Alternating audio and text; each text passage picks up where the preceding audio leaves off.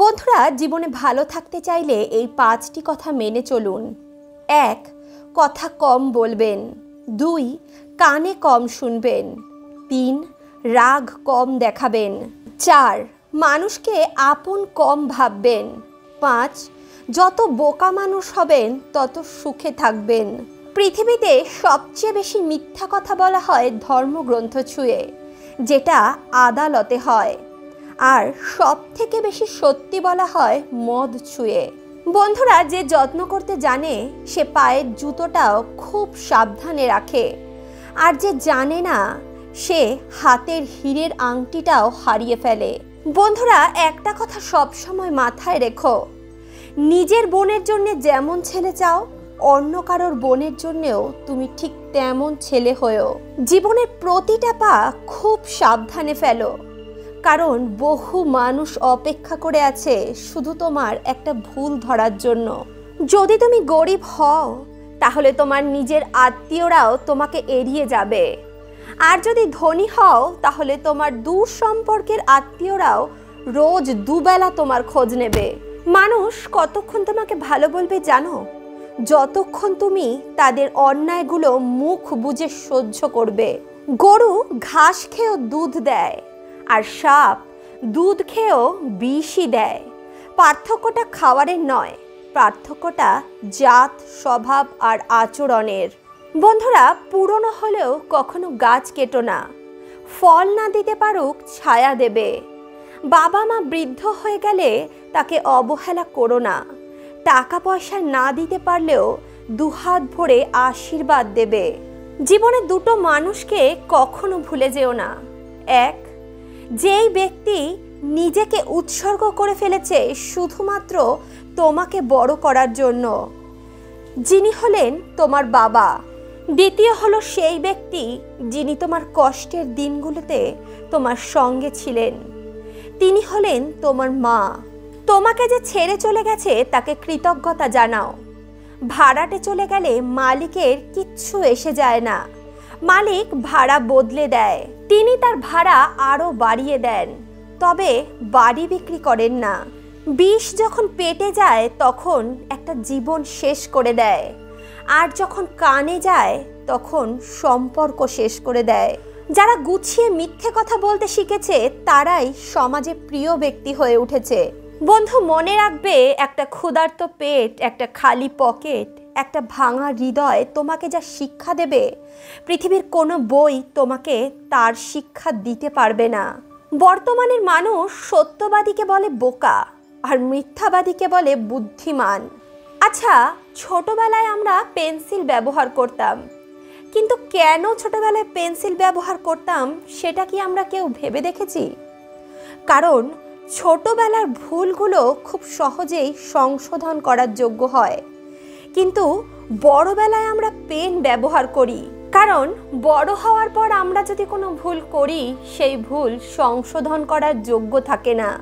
চরিত্রের পরীক্ষা তখনই হয় যখন অপরিচিত কারোর সংস্পর্শে আসা হয়।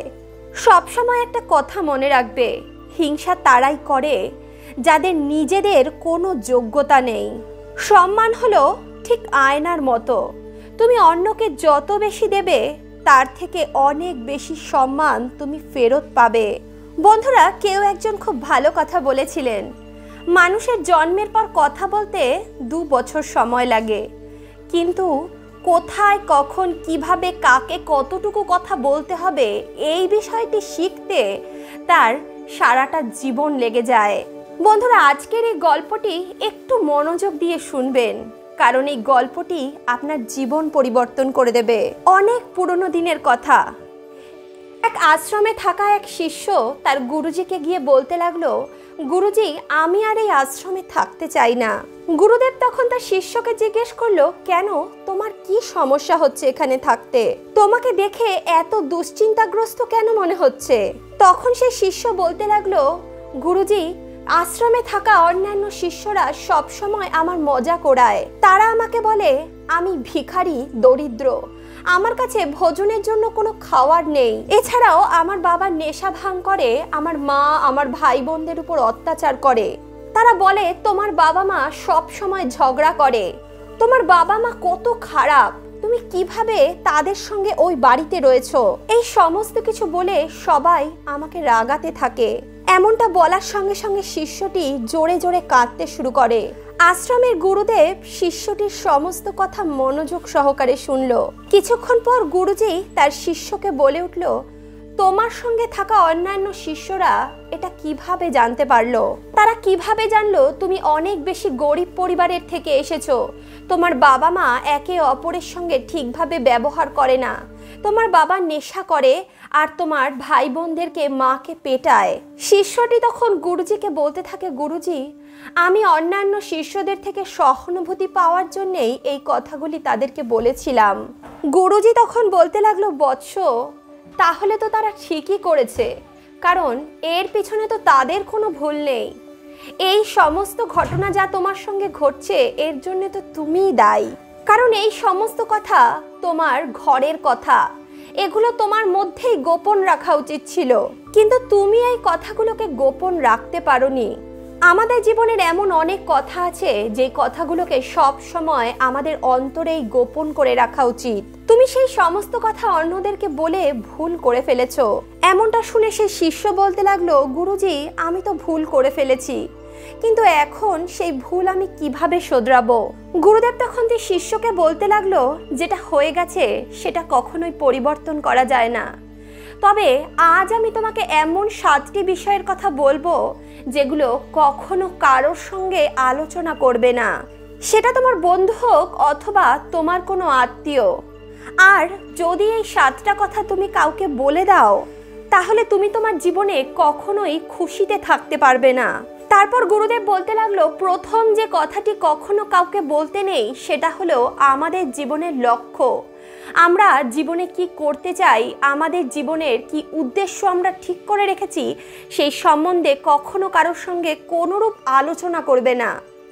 আমরা বেশিরভাগ সময় অন্য মানুষের কাছে ভালো হতে গিয়ে, তাদের কাছে সহানুভূতির পাত্র হতে গিয়ে, অথবা তাদের কাছে এটা জাহির করার জন্য যে আমরা কতটা ভালো, অথবা আমরা নিজেদের জীবন নিয়ে কতটা চিন্তা করি, অথবা আমাদের লক্ষ্য কি, আমাদের স্বপ্ন কত বড়, আমাদের মন মানসিকতা কত বড়, আমাদের জীবনের স্বপ্ন, আমাদের জীবনের লক্ষ্যটাকে আমরা অন্য কারোর কাছে প্রকাশ করে দেই। তখন শিষ্যটি গুরুদেবকে জিজ্ঞেস করে, কিন্তু গুরুদেব, এতে ভুলের কি আছে?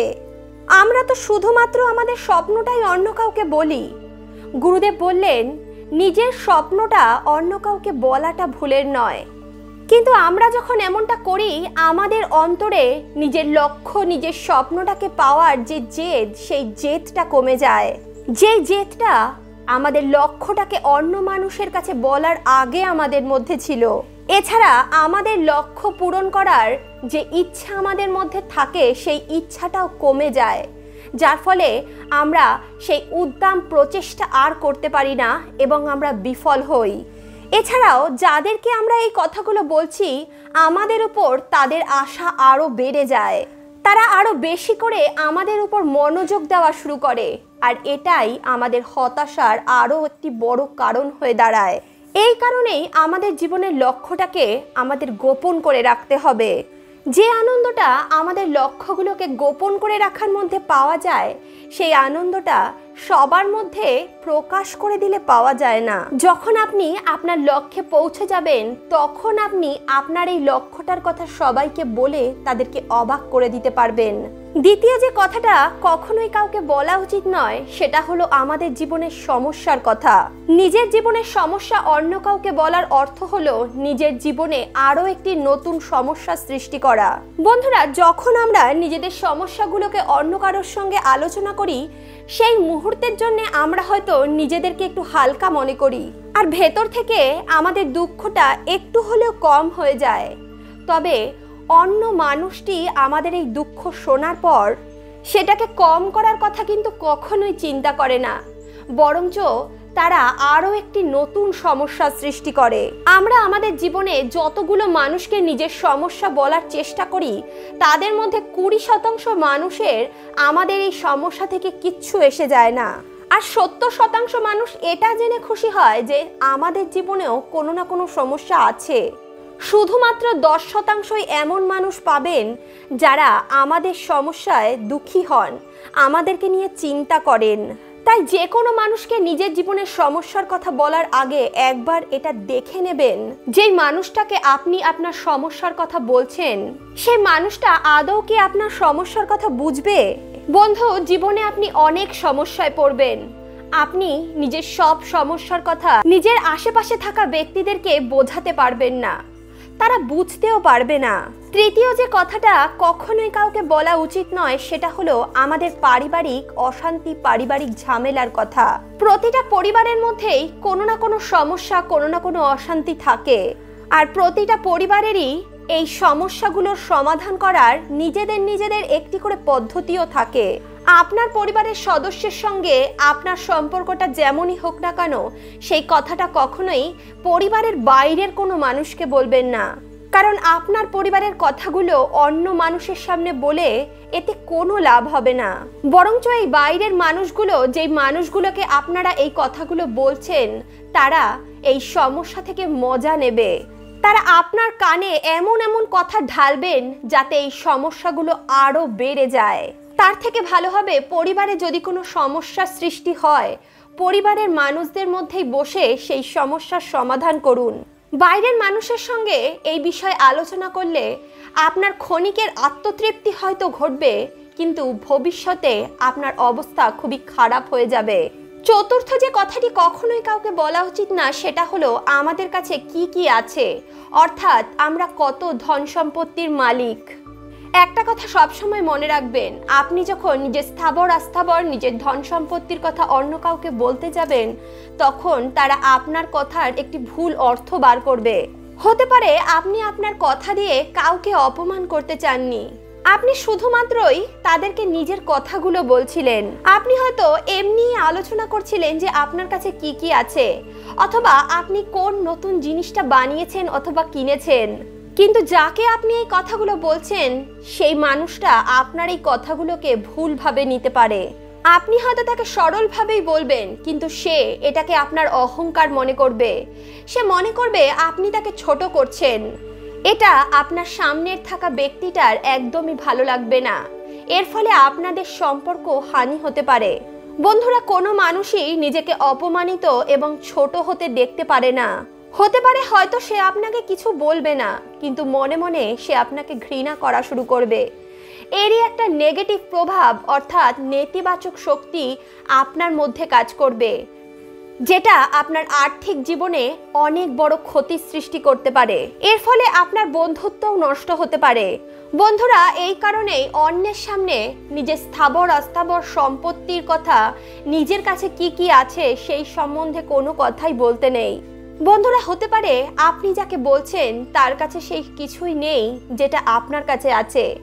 সেই সমস্ত কিছু পাওয়া তার কাছে হয়তো একটা স্বপ্নের মতো।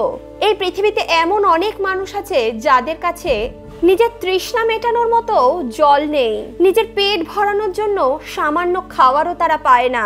তাই কখনোই নিজের থেকে দরিদ্র মানুষের সামনে নিজেকে বড় প্রমাণ করার চেষ্টা করবেন না, বরঞ্চ তাদেরকে সাহায্য করার চেষ্টা করুন।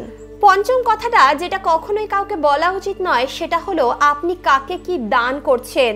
আপনি যদি কারোর উপকার করে থাকেন, কাউকে কোনো কিছু দিয়ে সাহায্য করে থাকেন, সেই কথাটা কখনোই কাউকে বলবেন না।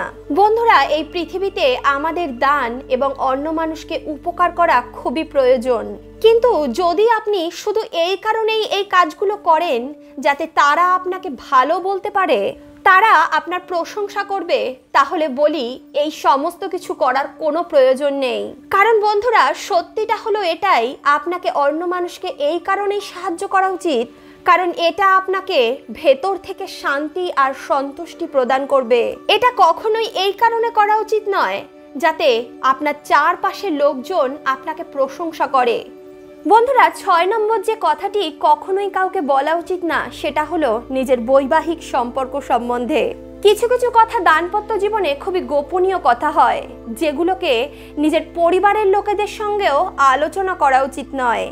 এছাড়াও কখনোই কোনোদিনও কাউকে তার রোজগারের সম্বন্ধে জিজ্ঞেস করবেন না, আর নিজের রোজগারের সম্বন্ধেও কখনোই কাউকে বলবেন না। অর্থাৎ আপনি কত টাকা উপার্জন করেন সেই কথা কখনোই কাউকে বলা উচিত নয়।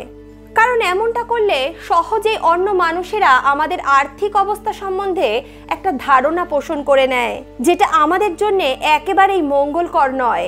7 নম্বর যে কথাটা কখনোই কাউকে বলা উচিত নয় সেটা হলো আপনার সফলতার রহস্য। আপনি আপনার জীবনে কোন উপায়ে সফলতা অর্জন করেছেন সেই কথা কখনোই কাউকে বলবেন না। বন্ধুরা, যদিও এটা খুব একটা ভুল নয়, কারণ আপনার দ্বারা অনুপ্রাণিত হয়ে কেউ যদি নিজের জীবনে এগিয়ে যেতে পারে, সে নিজের জীবনে কিছু করতে পারে, তাহলে এতে আপনারই উপকার, এতে করে আপনারই পুণ্যফল বৃদ্ধি পাবে।